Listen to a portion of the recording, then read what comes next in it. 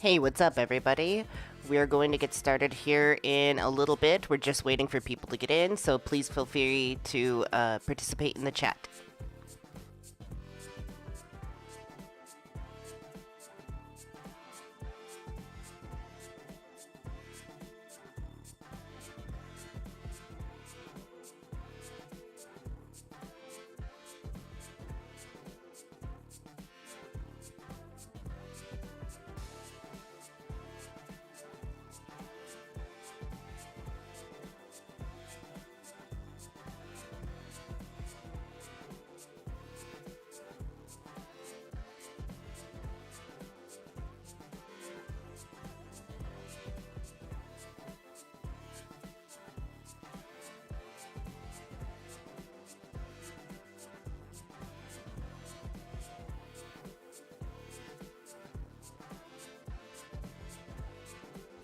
Okay. Hello, everybody. We're going to get started here very soon. Just hang back and relax and participate in the chat room if you would like.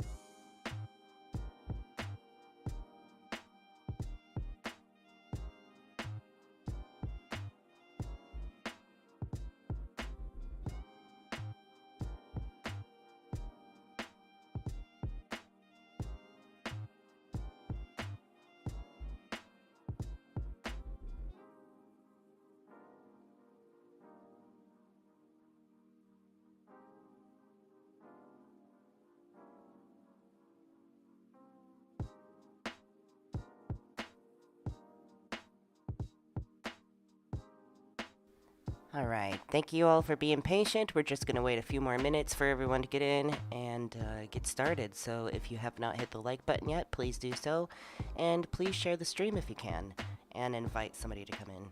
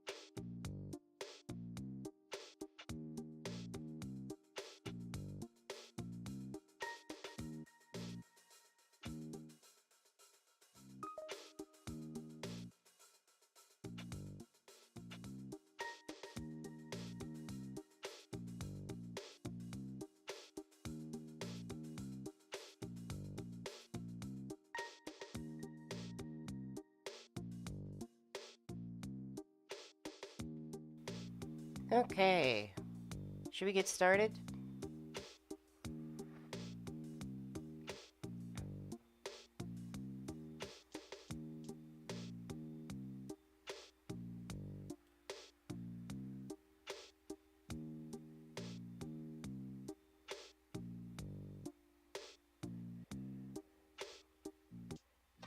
Alright, let's get some demon emojis.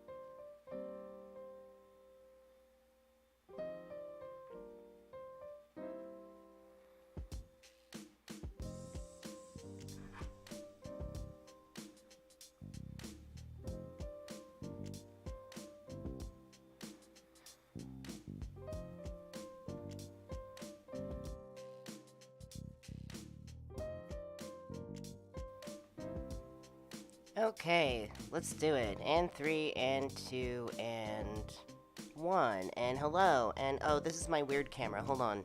So I found this weird camera, but before I get to explaining that, hello everybody. My name is Jan Erickson. This is my Hyperion channel. I am Hyperion, and today is Worldview Wednesday, in which we take a look at things going on in the world, and I just commentate on it, and we bring forth a Hyperion perspective. So, tonight we have a lot of things we're going to cover. We have Lizzo playing the crystal flute, which is a little bit old news at this point, but I still want to talk about it because I haven't had the chance to. And then there is Piers Morgan, which I do not condone, but he has recently interviewed both Jordon Peterson and Andrew Tate, which has been really interesting. So we're going to pick a lot of shadow content out of that. And then, of course, Elon Musk is getting painted into a corner and being forced to buy Twitter, and that's definitely going to affect the way people communicate with each other. So, before we get started on that, yes, I found this weird camera at the store. It was like $10, and it's actually really shitty, but it's kind of shitty in a cool way, so, like, I just set it up as, like, my secondary camera. Hello. It's like the weird artsy camera. It's crap cam. Crap cam. So it's funny. It's like it would be just fine if it could just focus a little bit more, but it doesn't want to. And there's no way of controlling this thing because it's so simple. It's really funny. So I just set it up. I'm like, I don't know. We're going to experiment with that. But I set up a button so I can like go between the two.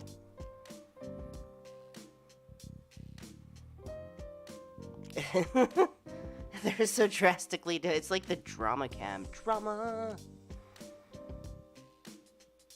Drama, drama, drama. Maybe this will be like the rant cam. When I get like popping off on a rant, I'll just switch to this camera.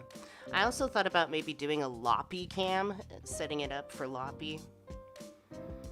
Loppy and the lumps. Loppy lumps.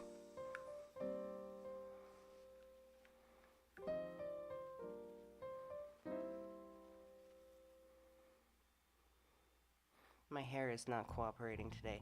So let's say hello to people in the chat. We have Cutthroat, good to see you. We have Hope, always good to see you. Claudia. Oh my gosh. Jan, the hair. Okay, that's better. Hope, always good to see you. Yes, Samantha, good to see you. Renaissance Fairy. And let's see. I see Mark in here as a moderator. Thank you so much, Mark, for volunteering your time to keep the chat room safe. Laura, good to see you. Perry, Velveteers, Lisa Zawacki. Hello, hello, hello. Well, hello. We got like the nice regular crew here today.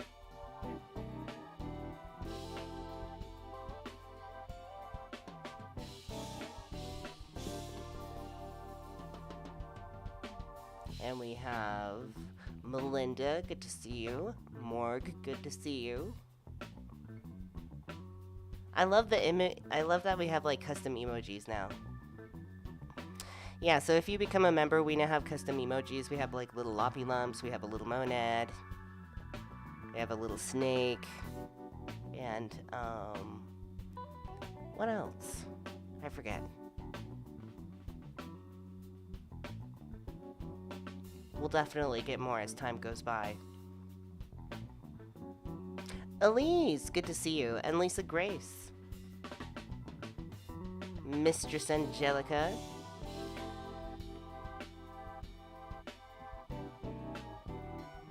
Patricia, good to see you. And we'll see. Thank you for becoming a member, Arwan. Arwan is now a monad. I mean, you're a monad, but you're now part of our group.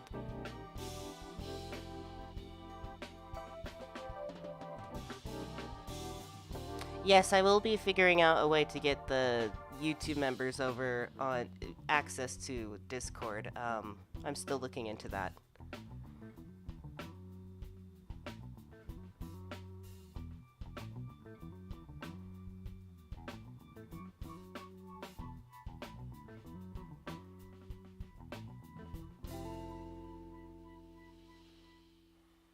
So that should be happening at some point.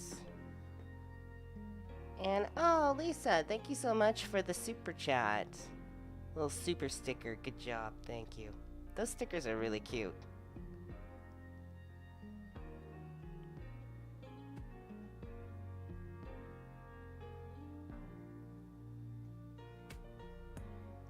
So, oh, if you haven't liked the stream, please do.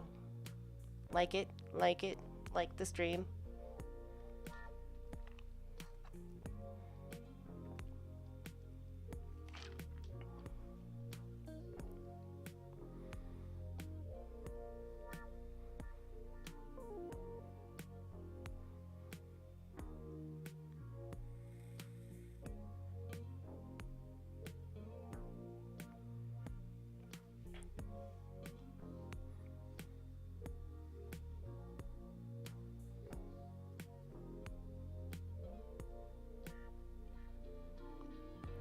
Hail New Terra, monads, yes.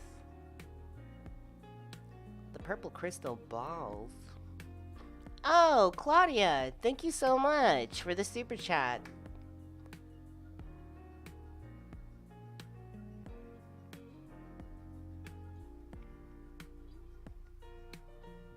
I need to figure out, like, fun stuff to do.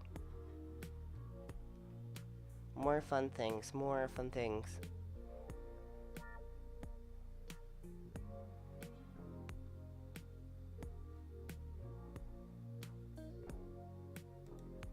Oh, I need to find something. I forgot to find. I need to find that hilarious rant that this guy did about the situation with Lizzo playing the crystal flute. Because frankly, it's like the best thing ever.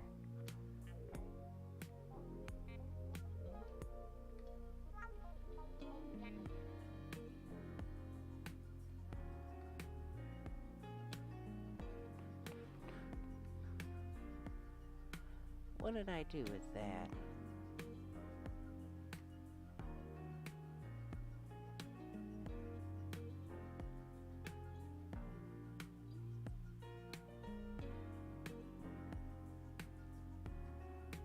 I shall find it. Hold on.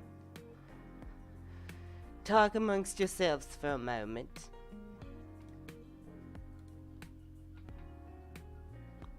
I must find this hilarious thing.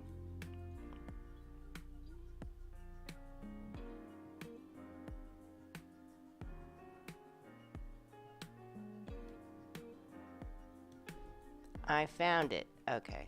I'm adding it to the pool of things. And I see Susan. Susan, thank you so much for coming in. Susan is one of our moderators that keeps the chat room chill. And Yeah, thank you for coming. And Katrina, thank you so much for the super chat. I love those little stickers. They're so cute.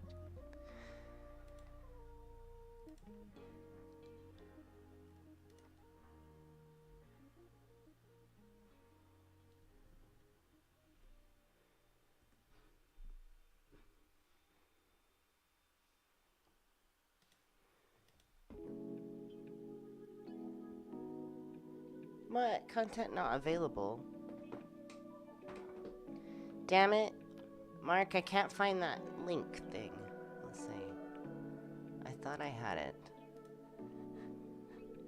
Hold on.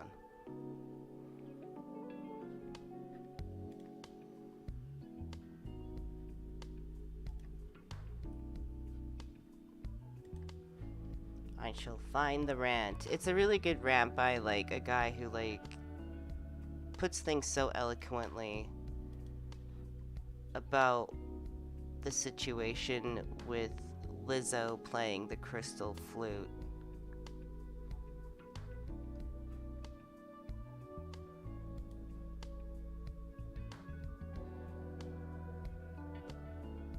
I do have like an article and another video up. Of course, my computer's like, we're gonna be super slow right now. It's like, yes, please, thank you. That totally adds to the experience.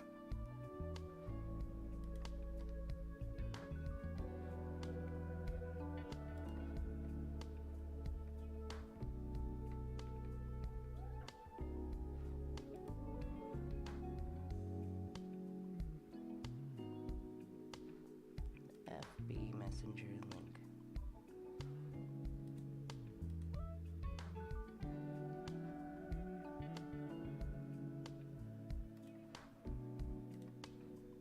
Okay.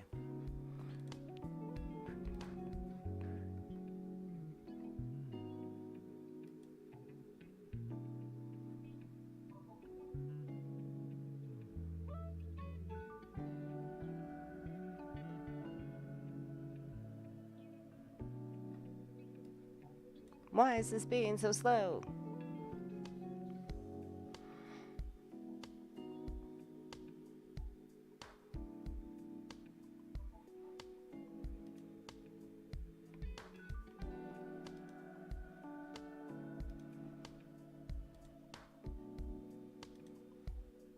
There we go.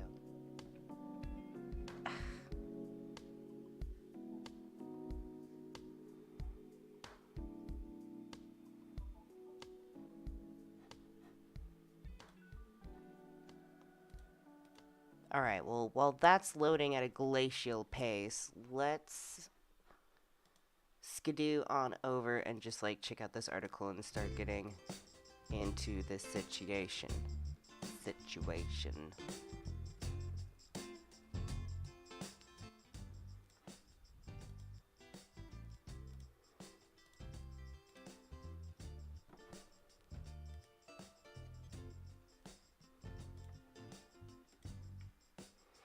So, we have Lizzo twerking while playing President James Madison's 200-year-old crystal flute. James Madison was the 4th president?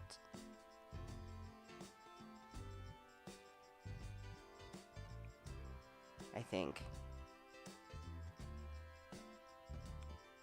Anyways. So, singer Lizzo declared history freaking cool as she played the U.S. founding father James Madison's 200-year-old crystal flute while twerking on stage. Lizzo is making freaking cool history. The 34-year-old singer, rapper, and classically trained flautist claimed to be one of the few ever to play President James Madison's crystal flute during concert on Wednesday night in Washington, D.C. This is not shit that, like, you don't know about this. When you go to public school in America, you're not learning about this shit in 5th grade. This is like a special essay that you later forget. Alright. Loaned to her by the Library of Congress, handlers appeared on stage during the special tour. Stop gently lending the Grammy-winning artist the 200-year-old instrument. she, she says, "Bitch, I'm scared." The to be loved, I am ready songstress declared to the microphone. It's like playing out of a wine glass, so be patient. That is pretty interesting, actually. A crystal flute. It sounds really majestic and almost forbidden. It's like the crystal flute, not the sacred crystal flute. Lizzo and the Crystal Flute. I'm ready for that movie, honestly. If it's anything like Neverending Story, I think we should all watch it. Let's pretend that movie actually exists. Lizzo and the Crystal Flute.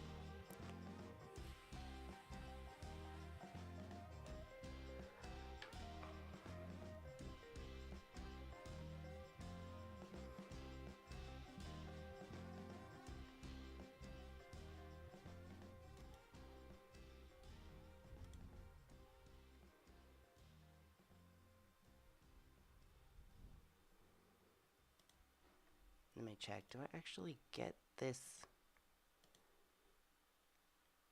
My Lanta.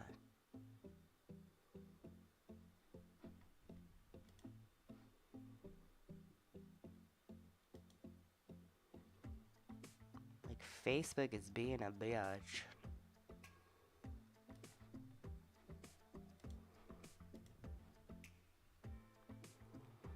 So, Lizzo played a short and sweet, reverberating note before pulling back and looking at the flute in amazement. And then she played another trill while twerking to the adoring audience's applause.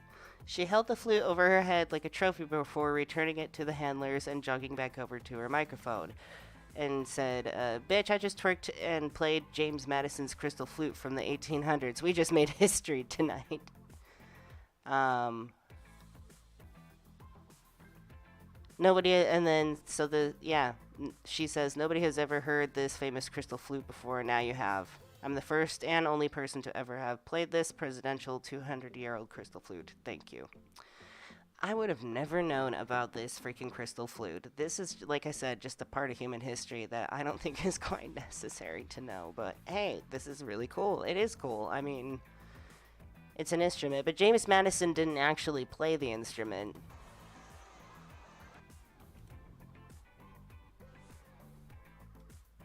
Hold on.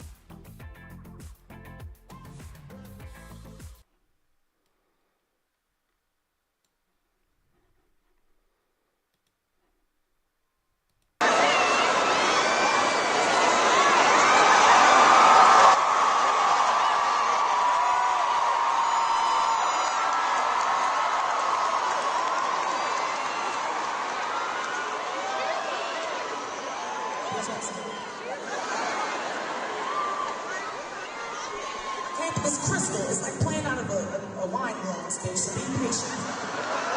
Oh my god. See, I can't. I'm such a clumsy, I'm such a clumsy idiot. Like, I would just break things. Like, don't hand me historical things. It'll be gone.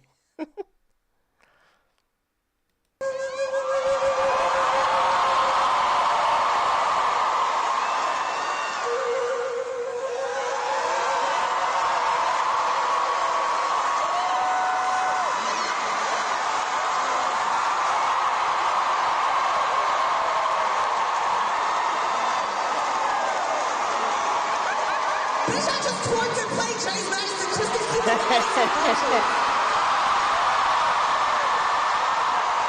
We just made history tonight. Thank you to the Library of Congress for preserving our history and making history freaking cool. History is freaking cool, you guys. Well, I mean, yeah. Now everybody knows about this fucking flute. Let's see.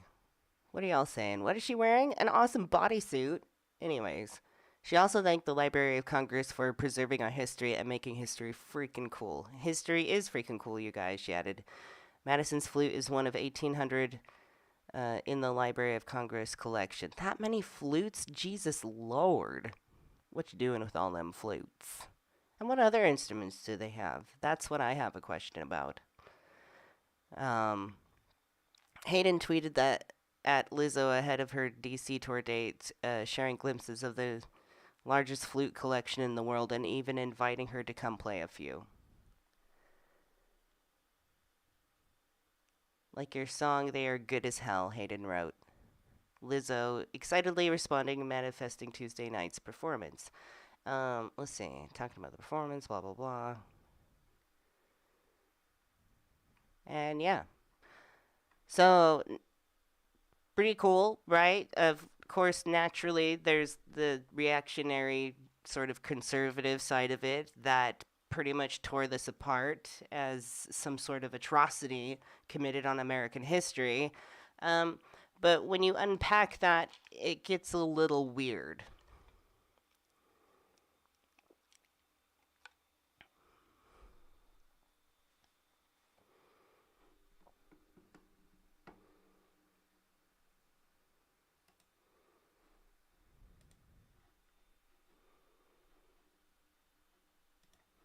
All right, let me try to pull up that other thing again. I don't know why everything's being massively slow right now.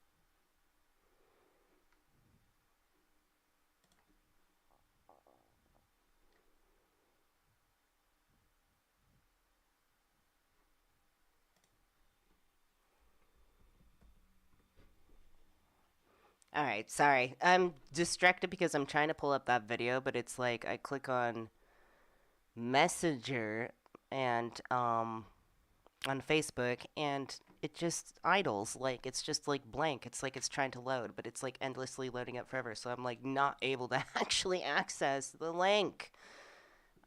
Which is sad. I like should have brought it up. I don't know if I have like too many windows open up or what, but like for some reason my laptop's like, you know what, Facebook is just a little too much right now. That's not what I'm looking for.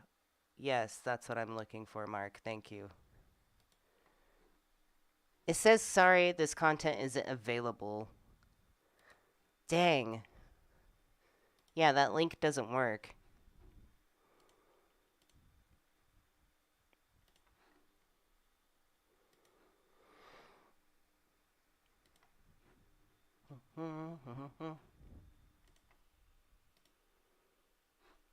But oh, too many windows. I need another screen.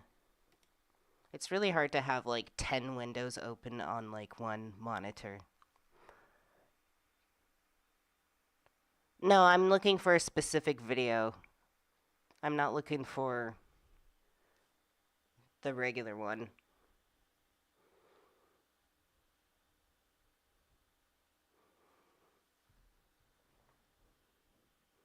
Oh, okay. Yeah, I can't access that one. It just says like not available for some reason.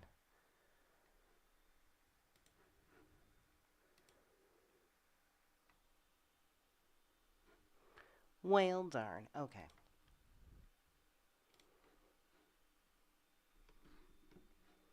It is? See, yeah, when I click on it, it just says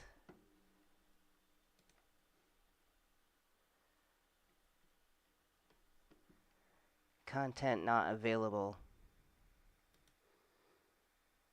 Yeah, maybe. No, I'm logged into Instagram.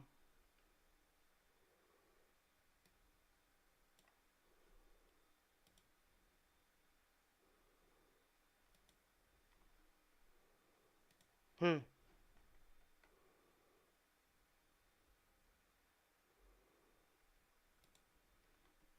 Yeah, sorry, content isn't available. That's weird. That sucks. Let's see.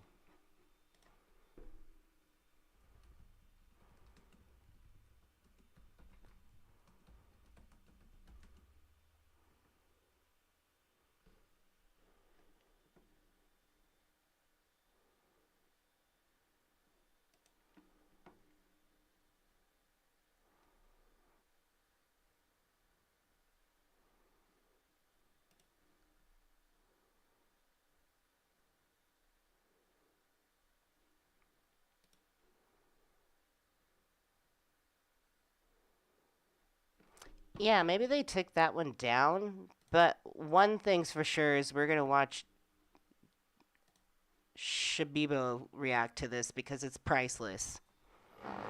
Because it's just, I mean,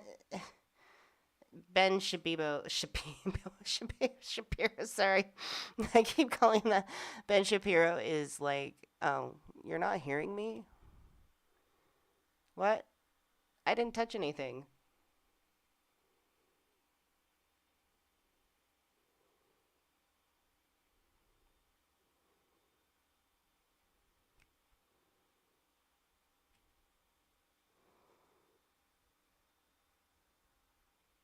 No, the audio isn't muted. The audio isn't muted at all.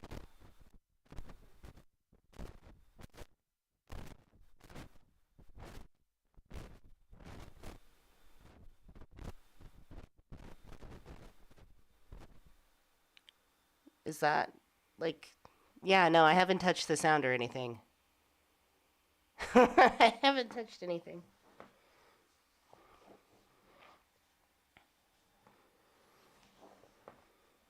All right, sorry for the elongated technical difficulties.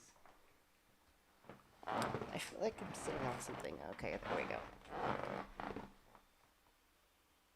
Oh no, we're over the links.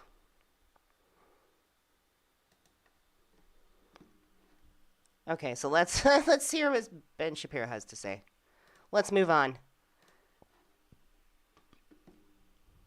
So there was some video that came out from the Library of Congress of her playing the flute. She was trained at University of Houston to play the flute, so she knows how to play the flute.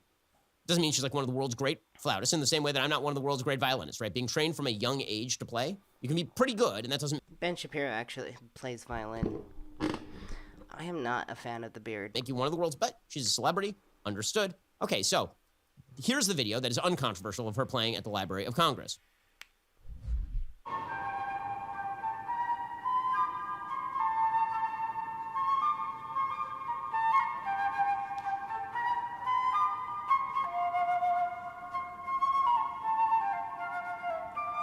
This is better than what she usually does, by like a long stretch. Okay. What's the problem here? No, I'm not a fan of Ben either. It's very nice.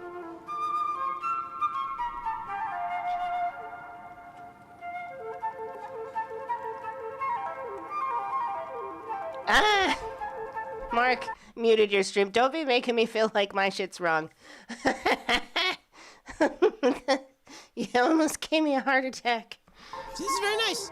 I'm enjoying this. Oh my lord. She's a pretty good flautist. Like, great. Okay, so that's she's a freaking flautist. Great. uncontroversial. Okay, then there's the clip that everybody's making a big deal out He looks tired. Like, the beard makes him look tired. I don't know what it is.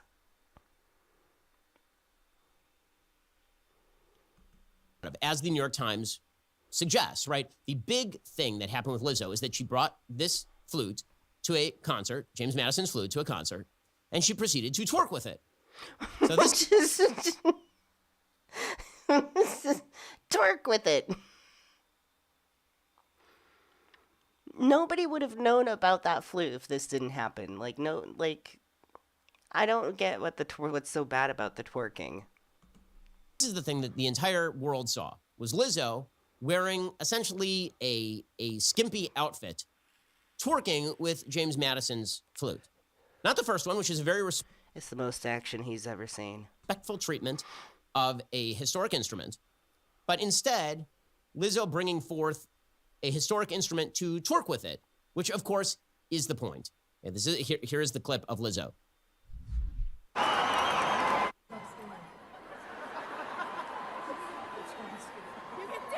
It's crystal. It's like playing out of a wine glass. She's like, I mean, I love Lizzo. I listen to her music. It's a lot of like funk and pop, like type of stuff. Like, yeah, it's poppin'. It's got like sexy themes and everything. So it's like, why wouldn't you expect less? I don't know.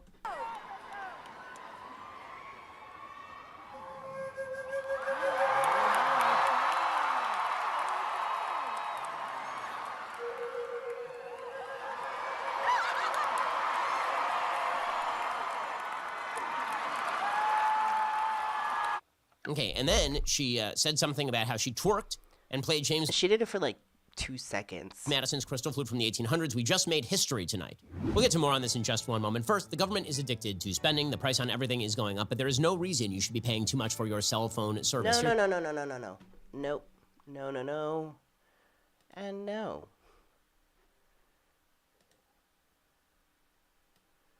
I don't want shit from you, Ben. Syndrome. Okay, because what has happened in the media is the face tattoo syndrome or the face tattoo phenomenon. Here's how it works. Somebody does something incredibly controversial and stupid. If you notice it, you're bad. Okay, so you walk into the Starbucks and there's a guy behind the counter and that guy has the Mike Tyson face tattoo that just covers half his face. And you're staring at it because how can you not stare at a person with a giant face tattoo? And he's like, what are you looking at, bub? Are you offended by my face tattoo? And you're like, what? What fantasy is this? What fantasy? This is what? This is like every Karen at the fucking like Starbucks, like having a fantasy about rude servers. Like, what the fuck kind of fantasy is Ben playing out here? Like, nobody does that. Like, nobody would do that. Why would you? Why? What? Well, I mean, you did get a face tattoo to draw attention to yourself, so if you're asking my opinion of the face tattoo, I think it was a bad idea and it looks terrible. How dare you notice? You cannot notice. If you notice, it's bad. No, it's not about not noticing. It's like, it's rude to stare. Like, I mean, you can notice it without staring it and being antagonistic with your eyeballs. What the fuck? Yes, I know, he's using it as an example. Face tattoo phenomenon. It's just a dumb example. That's what's happening here with Lizzo. The first clip, totally uncontroversial. The one that actually made the rounds, however, was her twerking, because it is the contrast. That's the whole point that they are making. And commentators were saying this. It is the contrast between Lizzo, a significantly overweight African-American musician, right? Because the idea is that it's groundbreaking for an African-American musician to play James Madison, one of the founders of the Constitution, to play his... I feel like this is just like, this is reading too hard into it. It's like, he could just say, like, I didn't like it. This is way reading too hard into it. This is the kind of, like, weird conservative nonsense that is, like, the primary moral center for America right now. It's this... I don't know, just overreading into things that are simple acts of expression. It's like it really didn't need that much insight.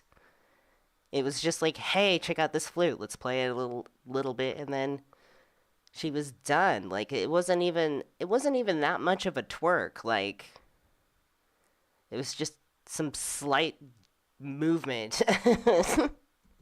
Flute. That's the groundbreaking aspect. But really, it isn't even her race, right? They tried to make it about her race. It isn't really her race, because I'm sure that if they had wanted to find a better flautist who is black than Lizzo, I'm sure that there are many black flautists who are significantly better than Lizzo, right? They play in orchestras around the world. I'm sure they are wonderful. And so if the idea was just going to be, we are going to take a historic instrument that belonged to a white Southerner who was in charge of founding the Constitution, and we are going to have a very talented African-American black person play that, that would have been really uncontroversial. Like, seriously, it would be the equivalent of if let's say that George Washington had a harpsichord and we had Condoleezza Rice go and play the harpsichord. Like, everyone would be like, okay, all right, fine. Okay, but it is the twerking that does it. Understand it's the But twerking. why? It is about the twerking. The story is solely and completely about the twerking, which is why you didn't see the first video. The first video has a few views. The one of her playing very nicely in the Library of Congress while dressed somewhat decently. It is the second video where she is twerking and wearing skimpy outfits with the flute. That is because the idea is to degrade the culture. That is No, no. That's like, I feel like that's such backwards thinking. It's like, why is it like that? Like, why is it like that? Wouldn't you be like, why is everybody more interested in things when it's this way instead of that way?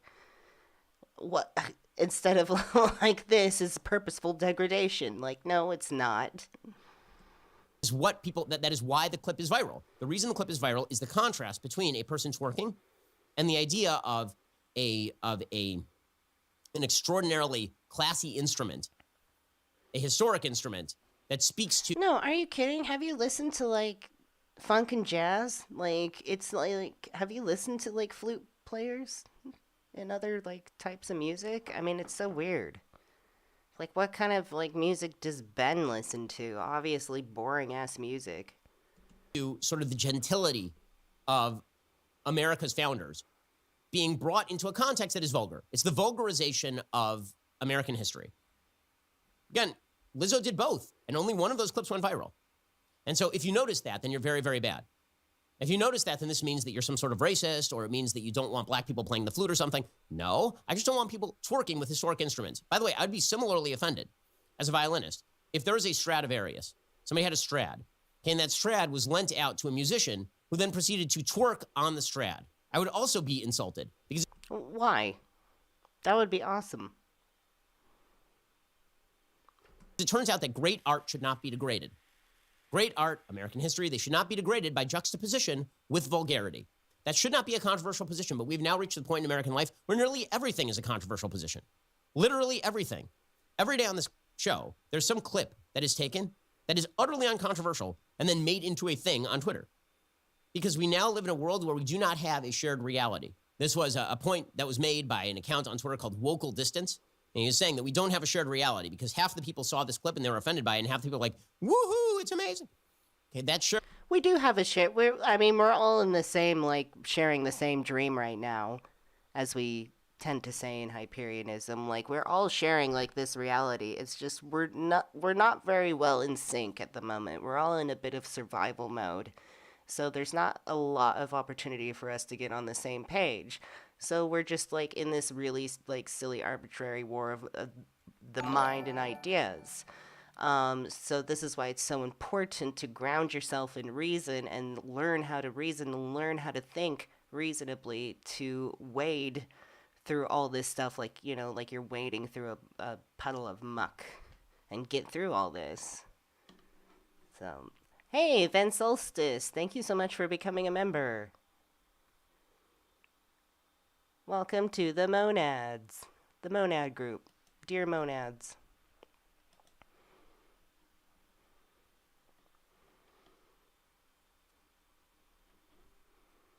Shared reality has gone away on literally everything. And you have to understand that without that shared reality, we can't have political conversations. We can't have shared values. It's very difficult to see how you have a future as a country if you don't have some sort of shared value. The part that's kind of astonishing to me on a personal level is I don't understand why Lizzo would do that. Right? Lizzo is enough of a musician to understand. What do you mean? She made everybody, like, in the whole world, like, think about this instrument that nobody actually gave a shit about to begin with. Nobody taught us about James Madison's crystal flute. We never learned that. We're, like, in freaking grade school in, like, 5th grade, we're not like, oh, yes, the chapter on the crystal flute. Like, it's, like, nobody knew about that. So, like, what difference does it make? The nature of historic musical pieces of art. And so the degradation of that, like, why doesn't she personally have the respect for the instrument and a respect for the history enough not to twerk with it? I mean, and by the way, the left would have the same exact reaction if somebody took the Mona Lisa off the wall at the Louvre and then went and twerked with it at some sort of rock event. They'd have exactly the same. Didn't somebody recently try to fuck up the Mona Lisa? I'm pretty sure that happened. It was like somebody threw something.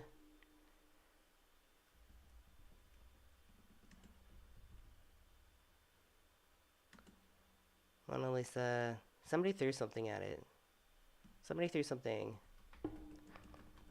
at Mona. They threw cake at it. Yeah, somebody threw cake at the Mona Lisa. There was a bizarre attack on one of the world's most famous paintings. Witnesses say a man disguised as an old woman in a wheelchair threw a piece of cake at Leonardo da Vinci's Mona Lisa. It happened at the Louvre Museum in Paris. The man also shouted, "Think of the Earth." The cake hit the glass barrier, though, and did not damage the masterpiece. Well, There was a bizarre thank God. Same reaction, because degradation of the past. It's just let her eat cake. It's too bad it just hit the chest part. It would have been better if it was like, right. Yeah, let there be cake. Think of the environment. Goodbye. Degradation of great art is Legend part and right parcel there. of something that the deconstructionist left loves. They love the idea that great art doesn't exist, that all art is equivalent, that Robert Mapplethorpe's Piss Christ is actually a form of art. Right? Everything is art in the eye of the beholder. And that's what's really going on here. And if you notice it, then they're like, how dare you notice this? Well, if you hadn't made a big deal out of it, What do you mean? Who's saying, like, how dare you notice this? How dare you notice what? The twerking? I noticed it. I wouldn't have noticed it. If you I didn't don't think this is a very strong... Of course, it's Ben Shapiro. He really doesn't make strong points. It's really not hard to, like, out-reason that. think it was historic, if you didn't think it was important, you wouldn't have done it. It also demonstrates, by the way, just how much the sort of institutions of American government have been taken over by members of the woke left. Oh, Lord. Oh, Lord. I swear, you know, like, nobody brings up the boogeyman of the left more than the right. When you have members of the Library of Congress who are reaching out to Lizzo to have her twerk with a flute, that says something. Like, the Library of Congress is supposed to They didn't. They didn't say, Lizzo, please twerk to this flute and, like, plan it. Like, I mean, she's an artist. be a place where you preserve historic instruments and respect them, not a place where you give it to people who are then going to twerk with those instruments on stage to the cheers of a gaggle of morons. Alrighty, guys, the rest of my... Oh, my Lord. So, I mean, ultimately, like I said, James Madison's flute is really not, like, that much of an important historical item. It's just kind of like he never even played the flute. It's just kind of like, thanks. And it was gifted to him by the French, I think. So for the Library of Congress to pull that out and, like, have Lizzo play it, that's really fascinating. Of course it is. But the whole twerking thing, I think it's just blown way out of proportion. And it's just this kind of, like, weird over-examining of something that's just so simple that it's a buzzkill. It's a straight buzzkill. It totally kills creativity, and it's I don't know. It's just, I wouldn't say it's censorship because it's just twerking. It's like, it's not that deep. But when you have these reactionary conservatives that overread into things and just make it way too much of a big deal, it pulls to this center of morality that they have that just doesn't work for everybody in the long run. It doesn't work out for people in the long run, and it hurts people. We now know about a piece of history because of Lizzo. Like, that's it. That's the message. That's the takeaway. So.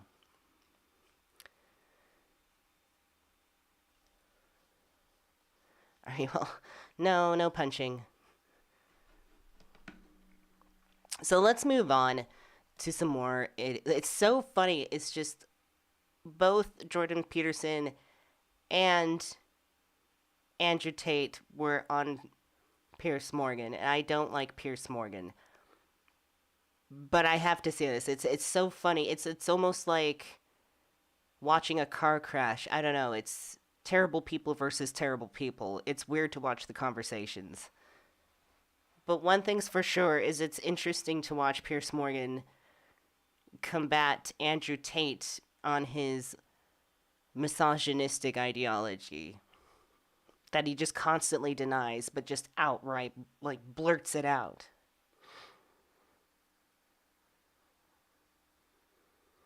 So we're going to watch both of these. They're two separate things, but we're just going to, like, pick out some of the shadow content and more because these people influence a lot of others into the way that they think.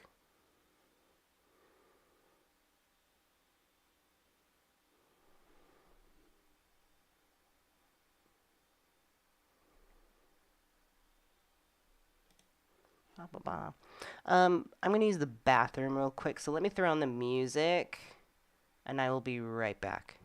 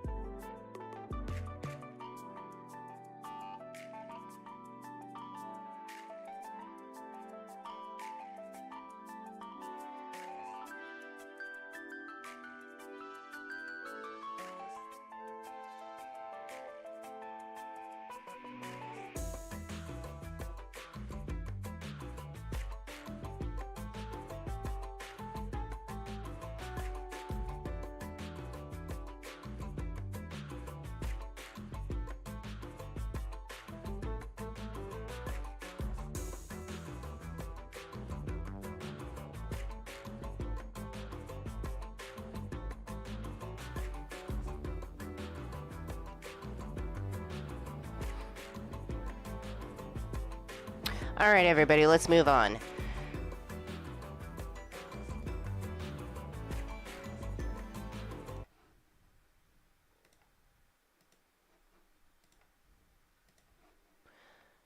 So let's do...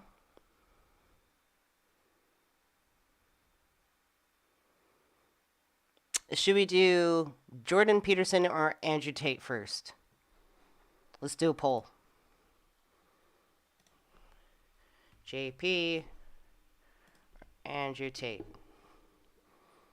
Tater tot.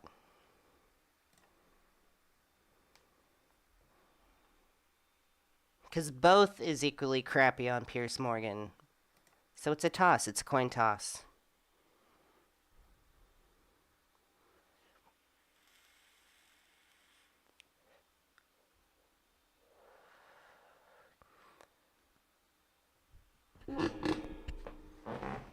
All my stuff is so creaky. Like my microphone, my chair.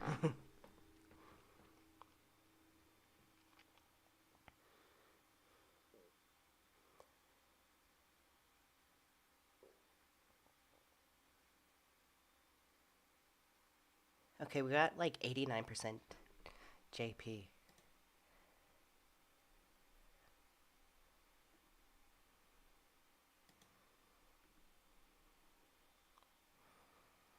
JP's in the lead. He's gonna cry too. Yeah. Okay. Let's do it.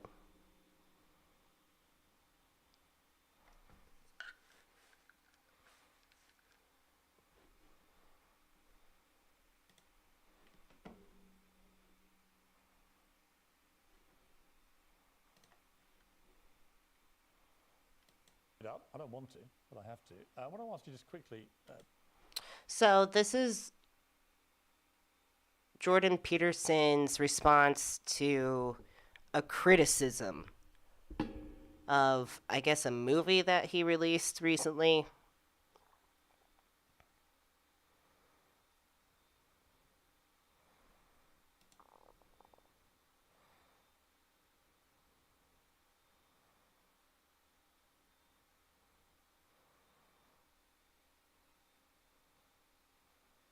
Who doesn't want to watch Jordon Peterson cry?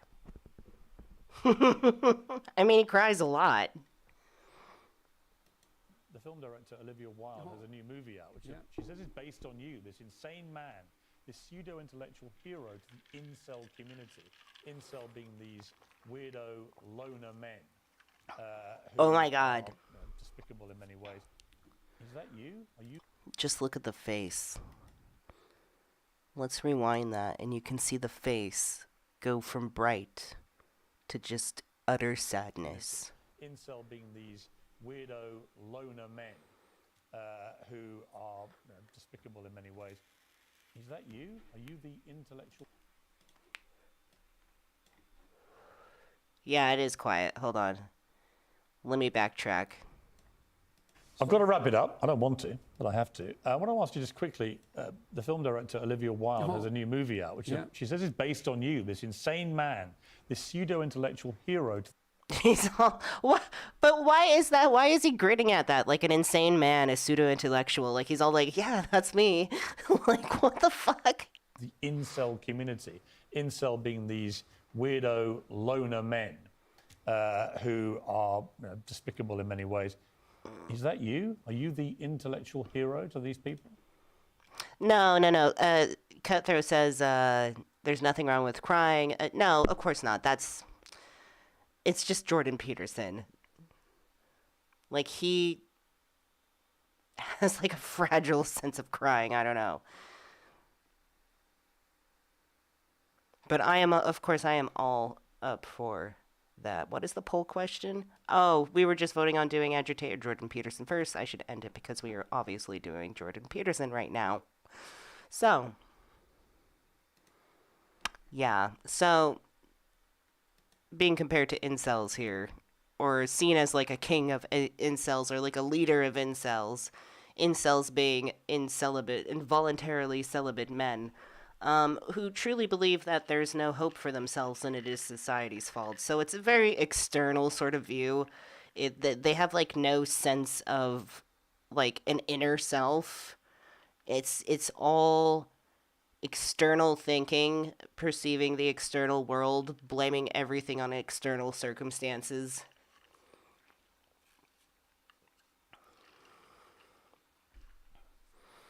It's just full shadow, unguided shadow, with a very shattered power self.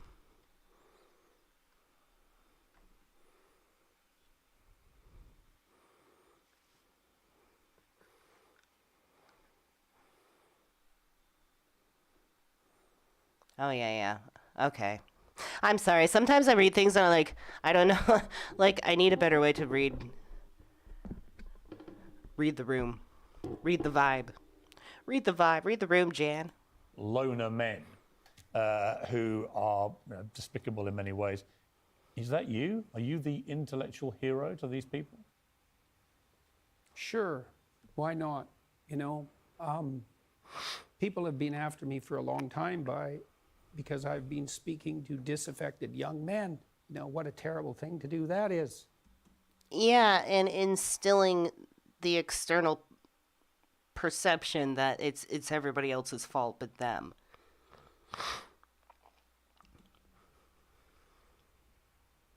Oh, here we go.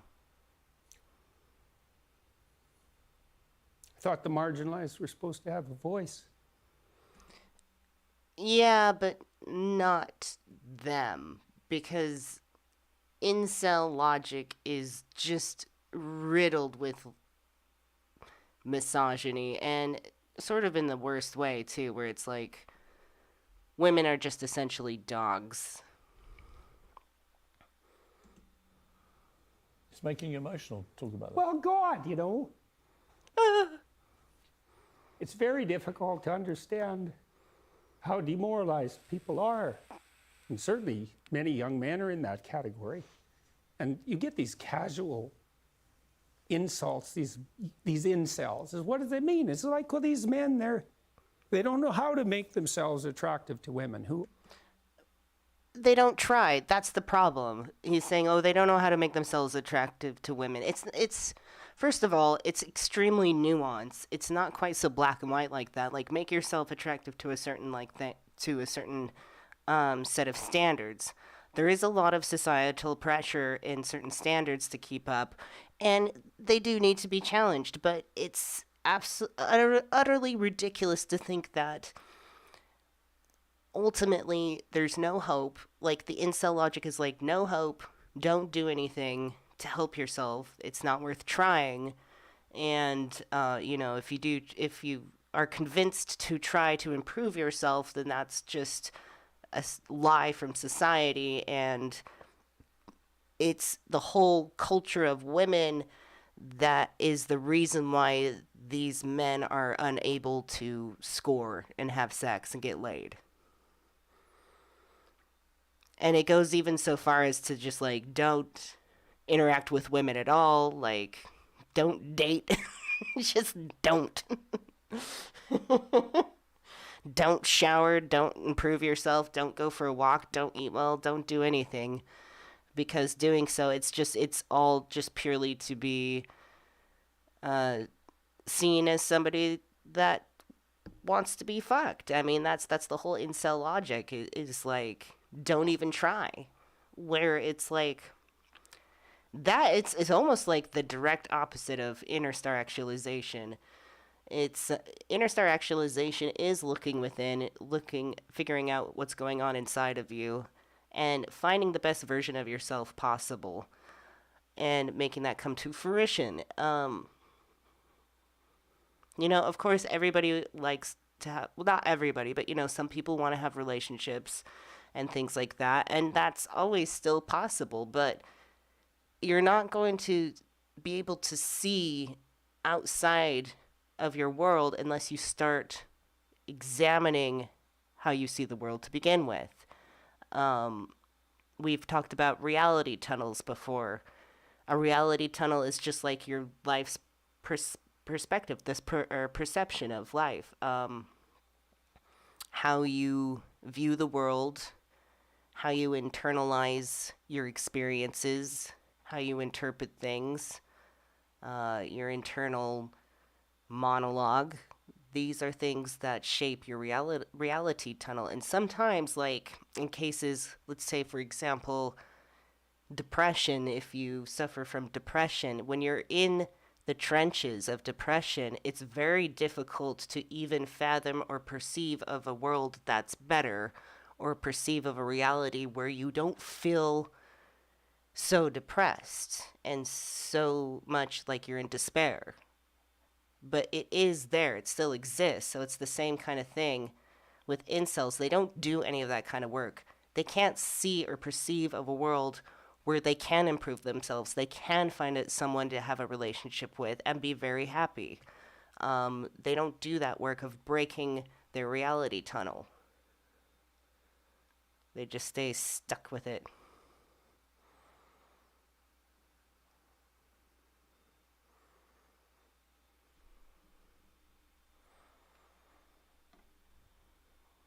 Are very picky, and good for them. Women like well, these men, they don't know how to make themselves attractive to women who are very picky, and good for them. Women, like, be picky. That's your gift, man. Demand high standards from your men. Fair enough. But all these men who are alienated, it's like, Isn't he married, though? they're lonesome. Or is he divorced? And Oh, And they don't know Lord, these men are lonesome. what to do, and everyone piles abuse on them. When she said that, Olivia Wilde, it stung you. That's very, like, a very big victim mentality. Piles abuse on them. No, like...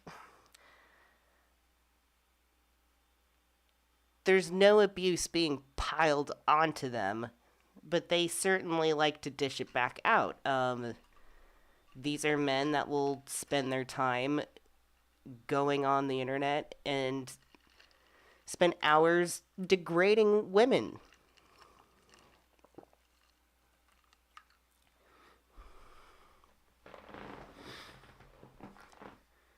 So, yeah, that's weird. It's like, there's not just like the simple, lonely man down in the basement, like, just nobody cares, he's not being seen, things like that. If there's a will, there's a way. You can get help, you can make friends, you can make relationships, you can work on yourself. Starting to work on yourself is great. You can do it through many different forms. You can start accomplishing things to make yourself feel better, to gain some confidence. Maybe you want to accomplish a goal in some sort of art field, like drawing or clay work or whatever. Maybe you want to really get your body into good health and work out every day and eat well or something like that in a way that you like. Doing things to work on yourself, and it's not just that,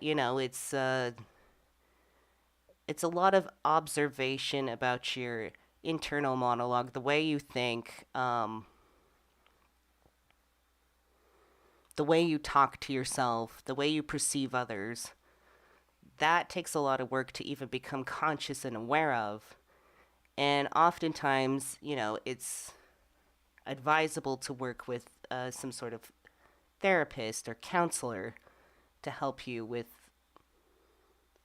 sort of you just got to think about thinking in a way. Sorry, I'm having a hard time thinking about how to talk about thinking. Anyways.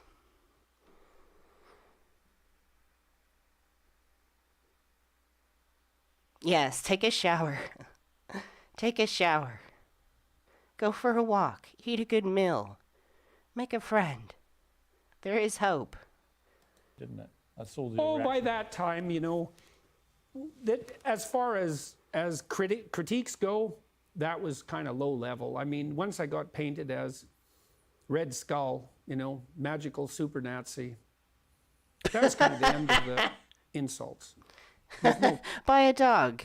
Get a Roomba. I don't give a fuck. Place past that.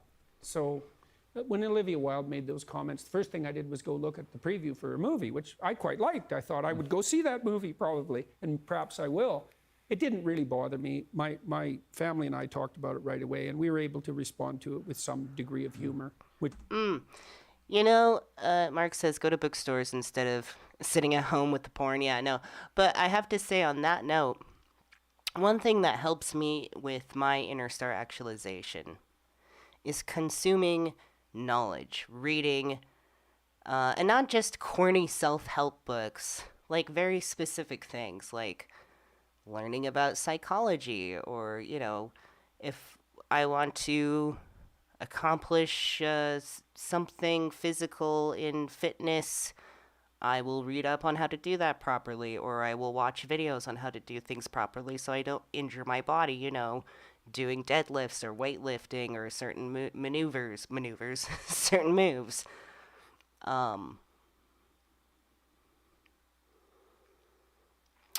Pretty much my motto is like, whatever I'm struggling with in life, I like to read up on that thing and how and what to do and what I can do.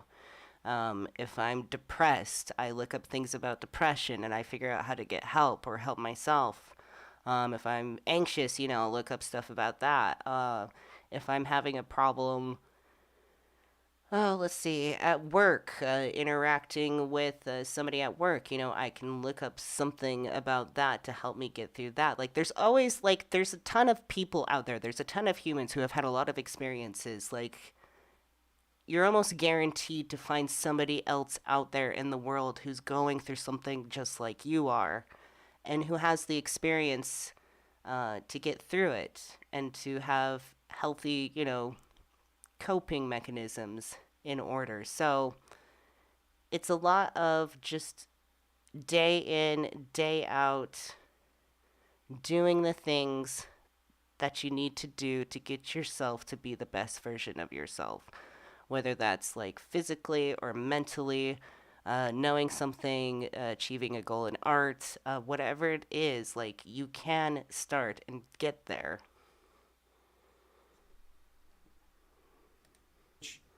Then people completely misunderstood. I said I hope that, that if I had to be played by someone, I think Chris Wilde, is that, he's a very good-looking man, and so that seems all right, And then I said something like, I hope he gets my fashion style choice right when he plays me. And it was a joke. All that was a joke. I mean, you've been so controlled today, and yet in that brief moment, you got very emotional. Why? It's really something to see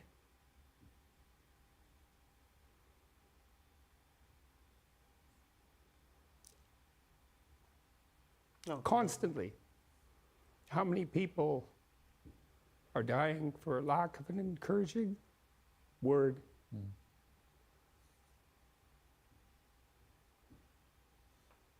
And how easy it is to provide that if you're careful. Give credit where credit is due. Oh. And to say,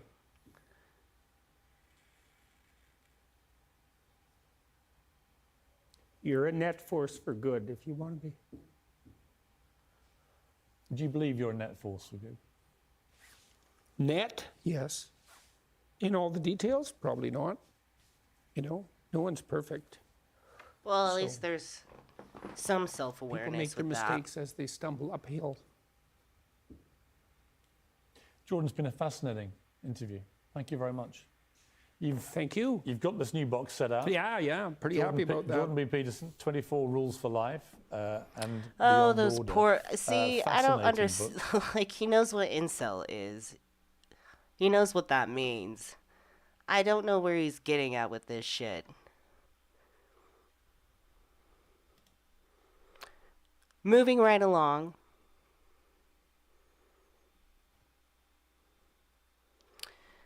So next with Piers Morgan is a terrible person himself. He's super bigoted.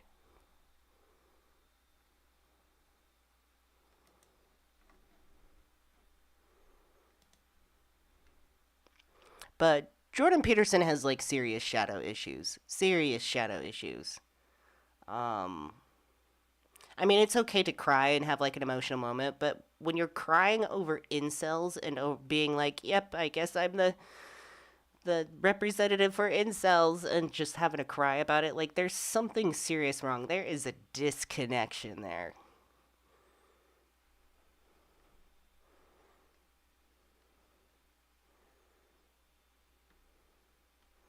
It's the most famous man you've probably never heard of, but the chances are your children will have. Videos of Tate have been viewed billions of times online. He's built an enormous following of mostly young men. And Oh, has Andrew often Tate. scandalous views about I women am like an Andrew Tate that have like made him notorious expert. across the world. I know so much about Andrew Tate. Views like this.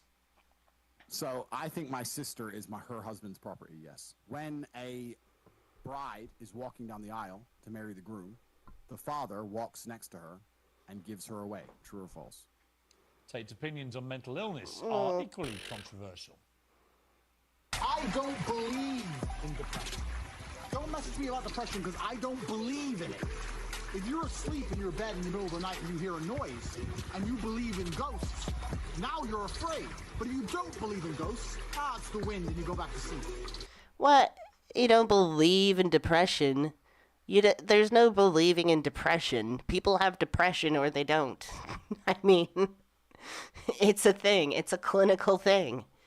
It's measurable. Like, people can tell, like, doctors can tell you're depressed by, like, the fucking chemical imbalances in your body.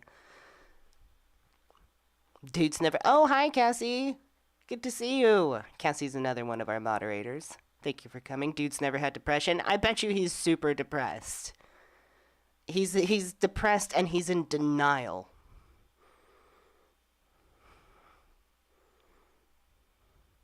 But I like how he compares like depression to like a ghost. I don't believe in depression. It's just the wind. Go back to the bed. Go back to bed. You give the ghosts power by believing in them.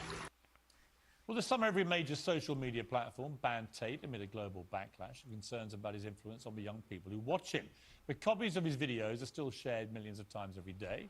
I don't have time to bleed. What is that from? Predator, I swear. You're bleeding. I don't got time to bleed. Challenge his views directly, so he flew from Romania to sit here in this studio, and the full explosive interview airs later this week. Here's a Hey, MC Heavyset. Do you respect women? Absolutely. Why wouldn't I? Do you think that 18, 19-year-old women are more attractive than 25-year-old women? I think there's attractive people. That's a loaded question. I don't know. Well, it's not really, is it? No, it's not. I can't. You know why I'm asking you? Of course I do, but I can't sit Well, here and for say. the benefit of you, So, I know why you're asking this, but I don't want to answer it. because you don't know why. Oh, this is too good. Okay, sorry. Just back up just a bit. I gotta back up and see this. Like, it's like moving so fast and it's too good. Every line is too good. But copies of his videos are still shared millions of times every day. This show is called Uncensored. One of the challenges views directly, so he flew from Romania to sit here in this studio, and the full explosive interview airs later this week. Here's a bit of what's to come. Do you respect women? Absolutely. Why wouldn't I? Do you think that 18, 19-year-old women are more attractive than 25-year-old women? I think there's attractive people. That's a loaded question. I don't know. Well, it's not really, is it? I can't. You know why I'm asking you? Of course I do, but I can't sit Well, here and for say. the benefit of viewers who don't know why I'm asking, you said this. In general, this is also one of the reasons men find youth attractive. You want to blow up the internet? I'll blow up the internet right effing now. The reason 18 and 19-year-olds are more attractive than 25-year-olds is because they've been through less dick. People say, oh, you can't say that. Ew. Yes, I can. A 19-year-old is more attractive than a 26-year-old woman, and I'll tell you why. Because that 26-year-old has talked to more guys, been to the club more times, been effed and dumped more times, more arguments, more mess, more for me to clean up. That Oh my is God. misogyny. Why?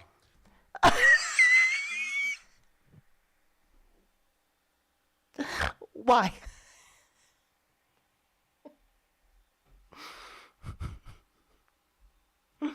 Why? What do you mean why? What do you mean why? Why is that not misogynistic? What do you mean why? Because you are encouraging a mindset about 25-year-old women that makes them sound out to be infinitely less desirable than 18, 19-year-olds, and having effectively been having too much sex to be taken in a more respectful way. That's a really gross way to think about women. That's an extremely gross way to think about women. Just like based on like, it's not like miles on a car. I'm sorry. It's not. That's not how that works. It's so degrading. I remember all sorts of those weird kind of lessons in church and everything where they're just like, you know, you want to be nice and fresh for your husband because nobody wants somebody who isn't pure. It's like, wow, I don't know. They'd throw like weird analogies to like teach it to you, and it just never made sense. You don't want your husband to have a half-sharpened pencil, do ya? Or pencil sharpener that doesn't sharpen pencils as well. Like, what? Well, firstly, even if that was the case, that wouldn't be misogyny. But what did you mean by what you said? That's not misogyny because it's not anti-women. I'm saying that an 18 or a 19-year-old woman would be more desirable. Pretty than someone. anti-25-year-old woman. Anti-25-year-old women we can argue, but not misogyny. Well, that's misogyny then, isn't it? No. Right. Having sex is like you become a piece of chewed up gum underneath the table, and nobody wants that. Well, being anti any woman at all is misogyny. Not when I'm saying that women are beautiful and attractive at a certain age and saying the age. You're saying 18, 19-year-olds are more attractive than 25. Well, then age. No, that's gross, because 18 and 19, I mean, that's still, like, they're still kids. Come on. I don't care if they're legally adults. Those are still children. He's talking about children. It's gross. Perhaps, but misogynistic, absolutely Is that not. what but you just Thank you, Cutthroat. You said it right as I was thinking it. Vice versa. I just saw you drop that. accepted it was misogyny? No, I didn't. You said it was misogyny. I'm telling you, no, it's not. Misogyny. You said it's misogyny. Like, God, he's such a dipshit. Obviously, he doesn't know how to, like, argue. Like, and I don't, like, he obviously knows how to argue, all right, but I don't mean, like, a proper argument, like, a proper back and forth. Like, an actual, like, comprehensive response, like... 26-year-old woman is watching this and has heard those comments. Yeah. Would you just say to her, look, I'm sorry, I shouldn't have said that. No, I won't. I will say that I am sorry that that offends you.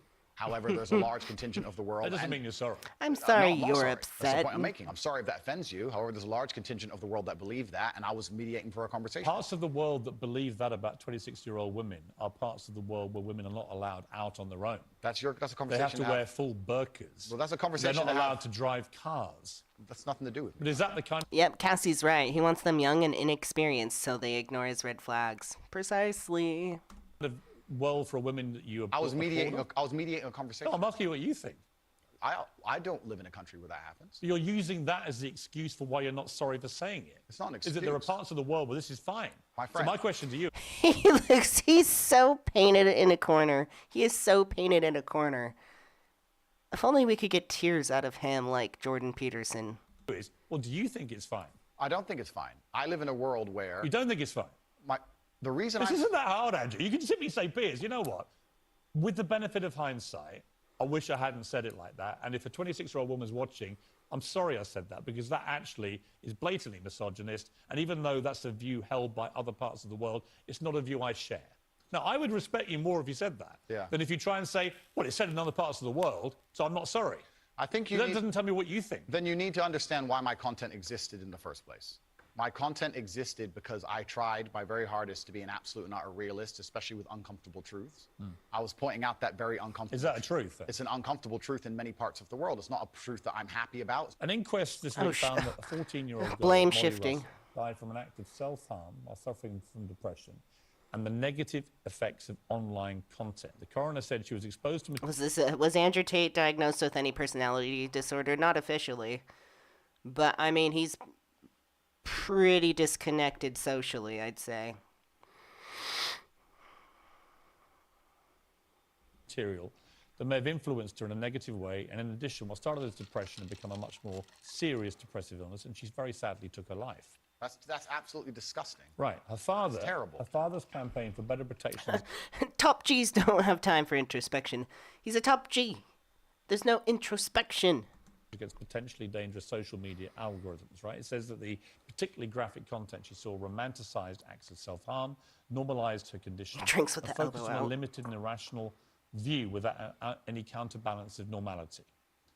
First of all, what is your response to that? Nothing to do with you. I'm just asking what your response that's the first thing. Yeah, it is nothing to do with me. The fact that a 14-year-old girl took her life is truly sad. The world we live in today is...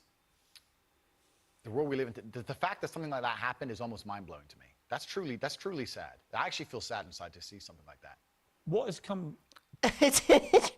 Is he actually sad? Maybe he could be. I mean, that could sadden him, but it's just he doubles, triples, quadruples, like bazilliuples down.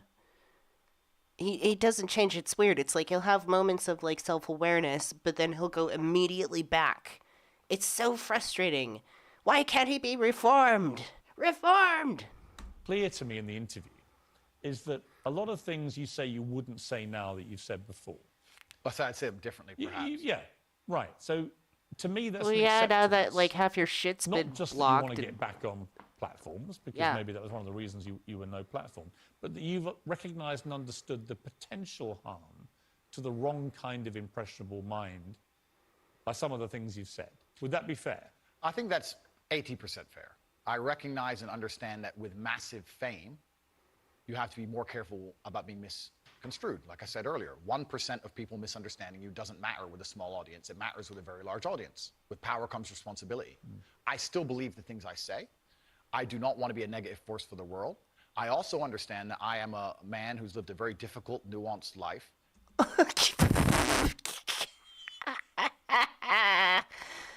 Come on, man.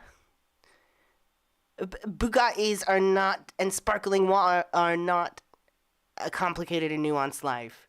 And I am capable of making nuanced points that may be misunderstood by teenagers. However, that No, can be you, said about you anybody just don't know what the fuck you're talking about. in everything. Every opinion online can be misunderstood by children.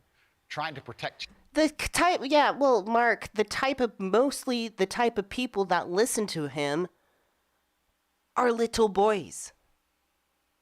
They're small teenage little boys. They love Andrew Tate. And everybody online refers to them, all of Andrew Tate's fans, as like little tater tots. They're just pissed off like teenagers that need a wellness check. children from the internet is a very interesting subject in and of itself, because I would argue that 80% of the content on the internet can be negative or detrimental to a young mind that doesn't understand the world. Times. And that's why it's concerning. It's concerning. What's interesting on both these incidences on Piers Morgan. Piers Morgan is a piece of shit. He's also bigoted as well.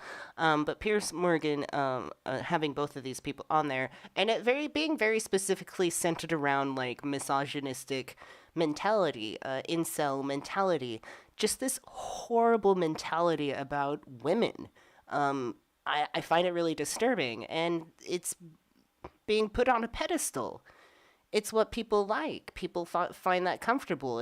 And like I said, in regards to Andrew Tate, a lot of his audience is young men, and I think Jordon Peterson too, because Jordon Peterson is one of those modern philosophers that just it's kind of like a dumb man's idea of a smart guy. You know, he's not that.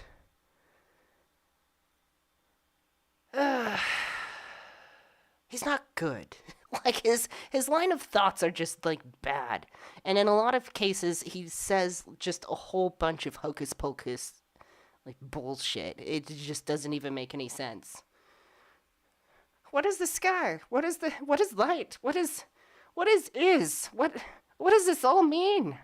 Like he just has a lot of open-ended nonsense, and his attitude towards women is just absolutely atrocious. But this is being peddled so much. And with recent events with Masa Amini, it's this mentality that really worries me, and something that I just constantly want to examine and critique and break apart, and hopefully show why it's absolutely outrageous. And a lot of it is really easy to show. I mean, it's not like I have to work very hard to show people like how shitty this is, but then I think about the percentage of people in America and all over the world that really do genuinely think this is right. This is the right way to go. And this attitude towards women hurts the whole planet. It hurts all of humanity. It hurts us as a collective. And since our whole goal as Hyperians is to raise collective consciousness, this is collective awareness as well. Like, this is the exact opposite. This is not helping. This is holding a portion of humanity down. And yes, it harms people, as Piers Morgan even brought up, a young gal who harmed herself because of the kind of shit and rhetoric that goes around online, the kind of societal expectations on not just women, men too.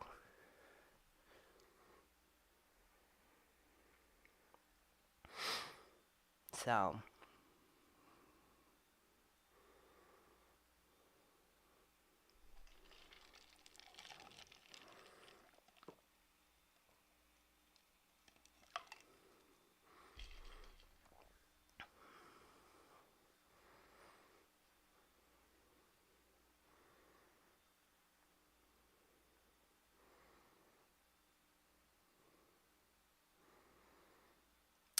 well, let's see. How long have we been going? Oh, yeah. We've been going at a pretty good pace. So, let's move on to our last topic, which is, I just want, and this I know like less about, I think, or the least about, because it's pretty new. So I'm looking into this and finding out. I just kind of tagged it on the end of everything. Oh, thank you so much, Elise. I really appreciate that. Yes, mic drop.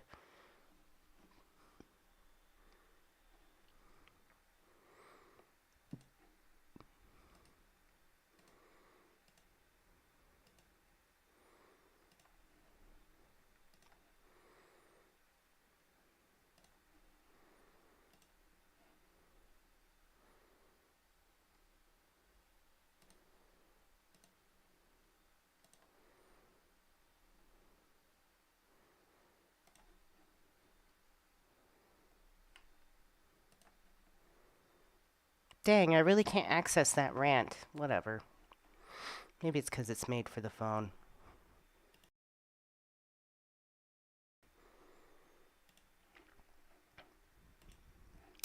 So, we have Elon Musk, the most useless billionaire ever, who recently tried to solve the issue of the internet blackout in Iran by simply pointing his penis at it. A lot of good that did. He pointed his Starlink satellite, and he's like, well, if they would just build the receivers over there, they'd get internet, but I don't think they'll do that. So that didn't work. Pretty much like any like major disaster that like happens or something, or like social disaster, like economic disaster, he just like pops in and he's like, I'm gonna do nothing, and then leaves. So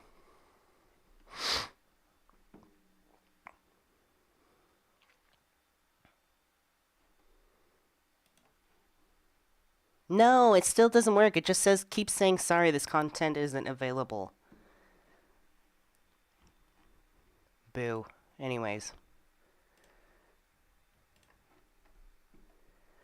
Elon Musk offers to end legal fight, pay $44 billion to buy Twitter, because he was originally wanting to buy Twitter, and then Twitter's like, okay, and then he wanted them to show him a bunch of information that they couldn't quite provide, so he's like, I'm going to back out, but you can't do that. It's not like, I don't know, it's not like purchasing some knickknacks at Target. You can't just like come back and return them, you know.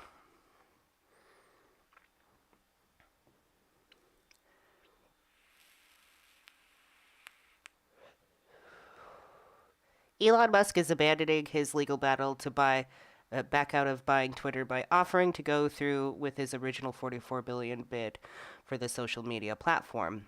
The mercurial Tesla CEO made the offer in a letter to Twitter, Musk disclosed in a filing Tuesday with the U.S. Securities and Exchange Commission. The offer comes just 2 weeks before Twitter's lawsuit seeking to force Musk to go through with the deal goes, sorry, let me read that again. The offer comes just 2 weeks before Twitter's lawsuit seeking to force Musk to go through with the deal. It goes into trial in Delaware Chancery Court. Chancery? Whatever. The filing says he'll complete the deal as long as he gets debt financing and provided that the court gets rid of the lawsuit. So just before Elon Musk was about to go into court, and having to say, things under oath, suddenly he's backing out. Funny. Interesting.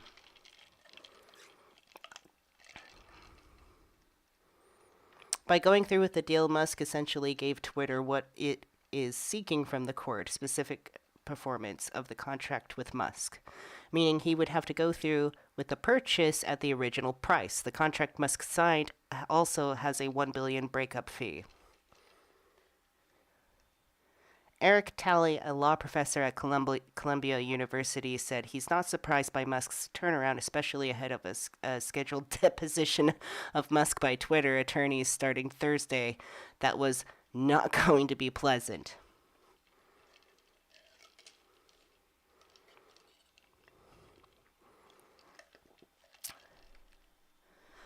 On the legal merits, his case didn't look that strong, Tully said. It kind of seemed like a pretty simple buyer's remorse case. If Musk were to lose the trial, the judge could not only force him to close the deal, but also impose interest payments that would have increased its costs. What did surprise Talley is that Musk didn't appear to be trying to renegotiate the deal. Even a modest price reduction might have given Musk a moral victory and the ability to say he got something out of the protracted dispute. Yeah, that is really weird. Why wouldn't he do that? At least like $1? Come on, dude. Barter. News of the renewed offer caused trading of Twitter stock to be halted much of Tuesday afternoon on the New York Stock Exchange for news pending after it jumped nearly 13% to 47.93. That is still well below the price of 54.20 or $54, for per stock. In Musk's original offer. Trading halts are now stock exchange gives investors a forced time out when trading for a stock gets too chaotic or when a company is about to offer market-moving news. Neither Twitter nor attorneys for Musk responded to requests for comment Tuesday afternoon. Musk has been trying to back out of the deal for several months after signing on to buy the San Francisco company in April. Shareholders have already approved the sell, and the legal experts say Musk faced a huge challenge to defend against Twitter's lawsuit, which was filed in July.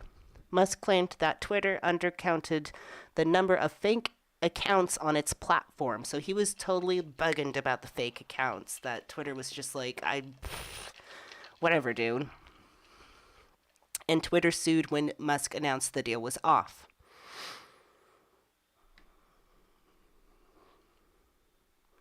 Musk's argument largely rested on the allegation that Twitter misrepresented how it measured the magnitude of spam bot accounts that are useless to advertisers. Most legal experts believe he faced an uphill battle to convince Chancellor Kathleen St. Jude McCormick, the Georgia's head judge, that something changed since the April merger agreement that justifies terminating the deal. Legal experts say Musk may have anticipated that he would lose. Things haven't been going well for him in court recently, with the judge ruling more frequently in Twitter's favor on evidentiary matters, said Ann Lipton, an associate law professor at Tulane University. The judges denied several of Musk's discovery requests, Lipton said. So it's also possible that Musk's co-inventors in the deal were starting to get nervous about how the case was proceeding. Musk's main argument for terminating the deal, that Twitter was misrepresenting how it measured its spam bot problem, also didn't appear to be going well, as Twitter had been working to pick apart Musk's attempt to get third-party data scientists to bolster his concerns. Sneaky wiki, he was going to try and poke around when he shouldn't. They didn't appreciate that. Twitter now has options in the case and doesn't necessarily have to accept a new offer from Musk, says Robert Anderson, a law professor. Twitter could still be concerned that the same thing might happen again without some additional security. They're going to want some assurance that the deal is going to happen right away. So Columbia's tally said he would insist on Musk putting money into an escrow account until the deal completed. Such an account could hold cash and or Twitter shares as good faith demonstrated by Musk. Mysteriously, neither Musk nor Twitter CEO Parag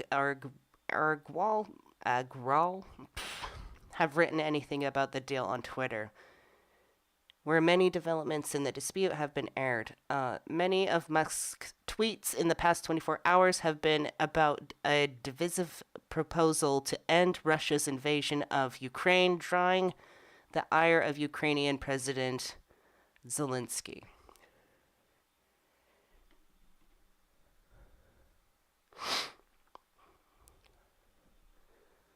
Musk argued in a tweet Monday that to reach peace, Russia should be allowed to keep the Crimea Peninsula that it seized in 2014. He also said Ukraine should adopt a neutral status, dropping a bid to join NATO following Russia's partial mobilization of reservists. Last I checked, Elon Musk was not any type of war champion when it comes to strategy.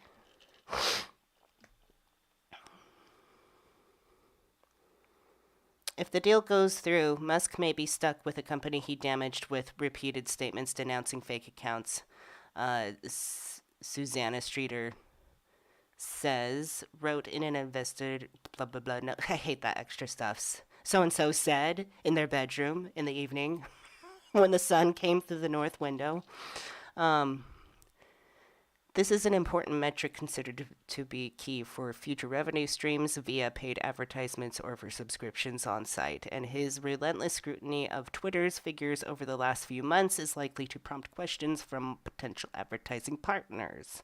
Reports of the settlement surfaced just hours after attorneys filed a motion late Monday night seeking sanctions against Twitter, allegedly instructing whistleblower Piers Zatko in June, destroying evidence. Oh, interesting. In a proposed order, Musk's attorney says an adverse interference is drawn against the plaintiff, that all destroyed evidence corroborates Mr. Zatko's testimony. Interesting. We're going to have to dive in. I'm interested in to see how that plays out. If Musk were to lose, among the remedies that would favor Twitter is a court order to go through with the deal. The Chancery Court last year forced private equity from Kohlberg & Co. to go through with a $55 million buyout of Debt Co-Pac, a company based in Minnesota that calls itself the world's largest supplier of cake decorating supplies. Not the cake! Jesus, is nothing sacred in this planet? To professional decorators and bakeries. The case was emblematic of the court's common, although not uniform, resolution of enforcing contractual obligation on buyers. Other options include Musk being forced to pay the breakup fee each side agreed to if deemed responsible for the deal falling through, or he might have to pay off a larger amount with actually buying the company for $44 billion.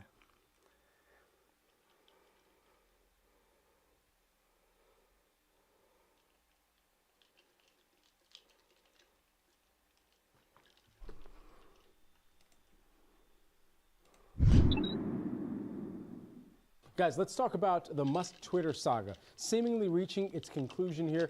At least that's what Elon Musk wants. In a surprise move, Musk went back and agreed to buy Twitter at his original price point of $44 billion, $54.20 a share, and this as a court battle with the social media company looms. Joining us to discuss the legal implications is Yahoo Finance's Alexis Keenan. Alexis, you were tracking this all day yesterday, and some of the filings that were coming out hot and heavy from Elon Musk, or X Holdings, we should say here. Right. So we learned about this because it came up in Twitter's SEC filings. There was a letter that went from Musk's lawyers to Twitter's board saying that we would like to go forward on this $54.20 per share basis, that $44 billion. But they said they'd like the court, of course, to stay the litigation. So what this looks like is the parties are getting a chance to work out the details of this so-called settlement and find a way to at least put this litigation on hold until they do it. And if Musk proves that he does close the deal, okay, then the lawsuit can officially go away.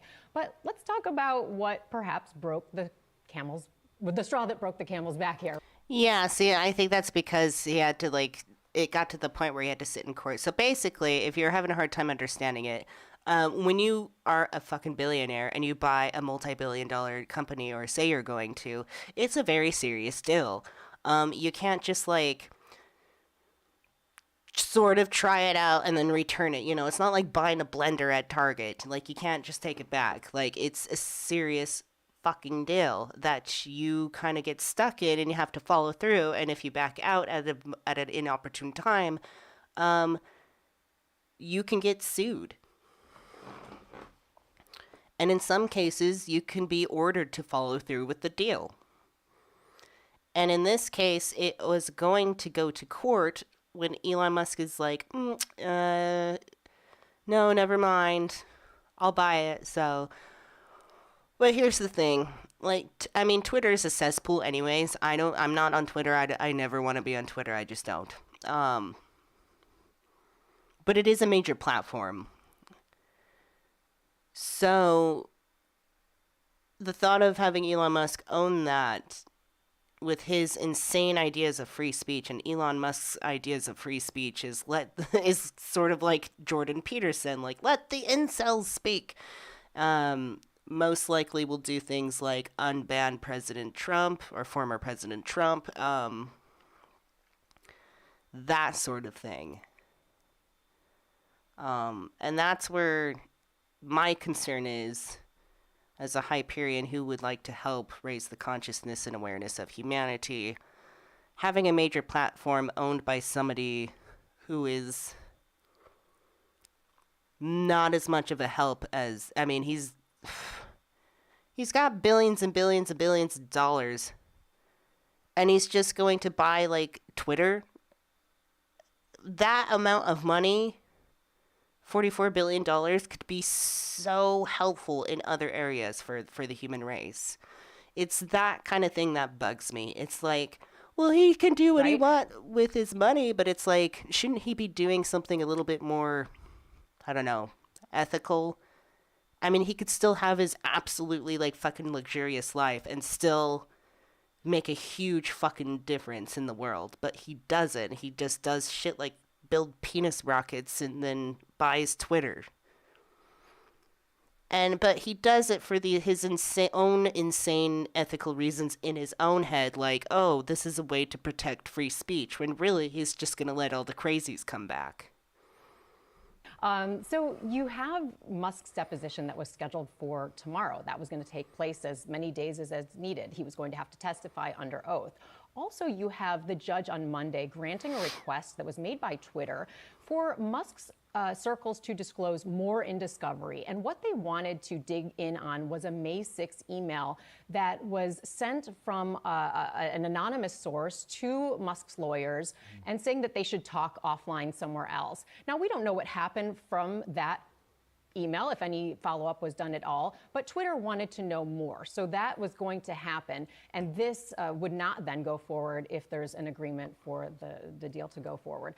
Also, in Musk's pre-trial, or pre-deal text, I should say, they showed, and these were the ones that we got last week, there were a lot of Musk's communications about the deal with his circles. And in those texts, he definitely showed that bots were a concern for him, and a big concern for him. And, you know, and that could go both ways. On one hand, Musk was saying that that Twitter didn't disclose enough about bots. But on the other hand, if he knew that they were a large problem and went forward with the deal anyway, that could arguably go against his theory. Finally, you have potential further damage being done to Twitter as the litigation was going on, as this trial was looming. But one thing that was mentioned to me that really resonated with me was the idea that Musk, if he were to break up this deal and push even harder, that maybe his days of deal making were threatened. And I think that's a big one. So a lot of speculation there, but I think when you put all those pieces together, perhaps he got some advice from his lawyers that this road was the right one to take. Well, don't close the book on it just yet, because you never know. You just never know. You never know. Let's not close the book. You never know. So much. Yeah. Do do do do be do boo boo doo.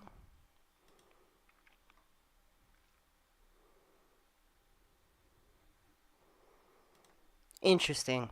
Elon Musk buying Twitter. Great. Even more reason for me to stay off it. Well,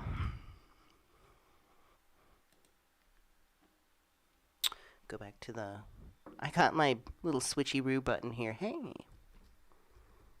There we go. Cool.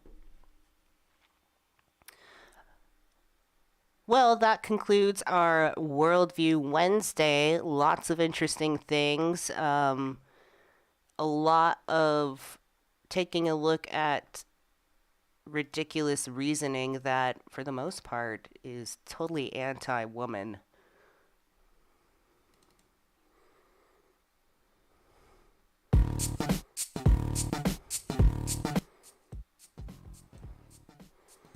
Skip it forward a little bit. But that was a lot of, like, good, juicy topics, and we've been going for 2 hours now. Whew! Yeah, a lot of small-ass topics in one thing. Jordon Peterson crying about incels. Great. What are we gonna do without men? Mr. Dreaming about grandma's pubes. Andrew Tate, he looked like an absolute child, like, sitting there with Piers Morgan. I don't know. He just can't, like, it's weird. It's like he's aware, he gets caught, and then he's, like, aware of it, and then he'll go back and double down on his misogynistic bullshit. But he doesn't want, his weird weakness is he's misogynistic, but he doesn't want people to see him that way. So it's like, I don't know where he's going with that. And as for Elon Musk, well, great way for him to dip his toe into the platforms that humanity uses to communicate. This is a war of the mind and ideas, and Elon Musk's ideas aren't as helpful as he'd like to think they are. And there's a lot of bad ideas going around with Ben Shapiro looking at Lizzo's flute, and then Jordon Peterson and the incels, and then Tate being anti-woman. Piers Morgan isn't no charm either, but at least, you know, he was somewhat counter to that. He's just like, look, there's people worse than me.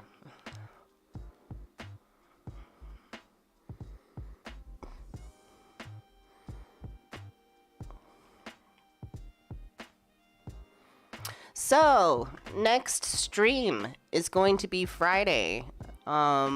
If you are part of the Discord server, you can share links there. And for those of you who became members on YouTube, sit back and relax. I'm going to figure out what to do to get in the Discord server if you're not already. I'm pretty sure I know what to do. I just have to get to doing it. And I also need to update the credit roll for the end of the live streams. I will do that next Friday.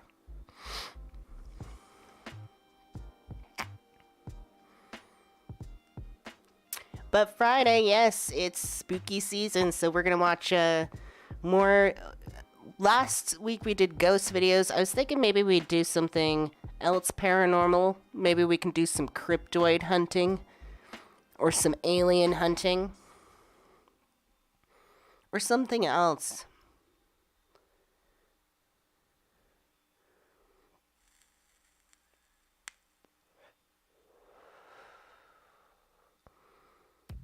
Do a raffle? Yeah. Yeah, I've actually been thinking of, like, now that we're, like, sitting at the big kids table now. Yeah, I want to do raffles and stuff for Loppy Lumps, and then, maybe put together, like, mystery boxes.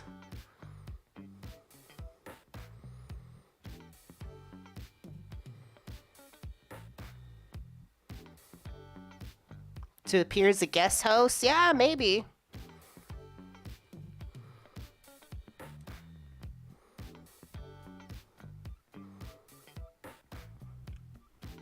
See, go back to the other cam. It's so funny this doesn't, like, want to focus, but it's kind of neat looking. It's like the grunge camera.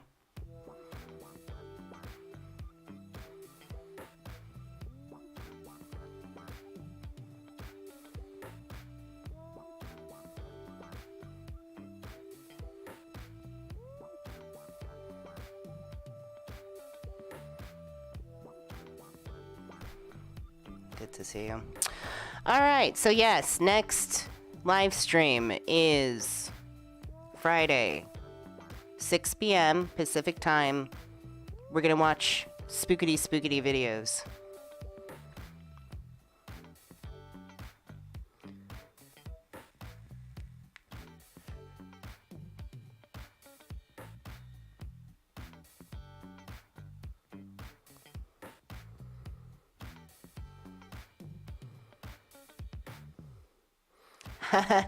You're gonna say glam, but grunge. Yeah, it's kind of grungy. I don't know. It needs, like, some scratches on it and stuff.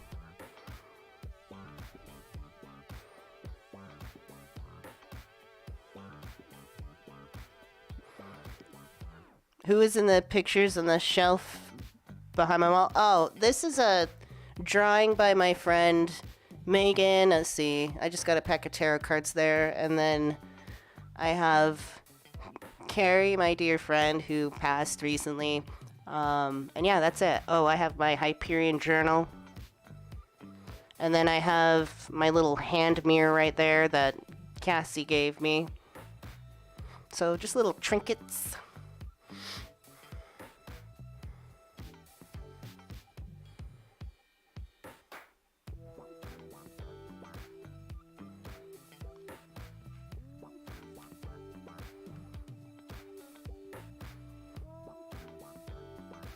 All right, folks, I'm going to skedaddle. It was good to see everybody. Good to see you, Cutthroat, Heretical Response, Perry, good to see you, MC Heavyset. And thank our moderators, Cassie, Susan, and Mark, for keeping our chat room safe. We had a nice chill chat today. Elise, good to see you. Good night, everybody. Mark, good night. Good night, Shadowcats. Put yourself up, Shadowcats.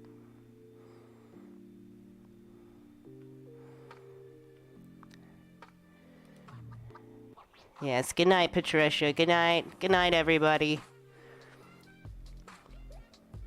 And I believe Morg is going live tomorrow. I'll see you all there in the chat.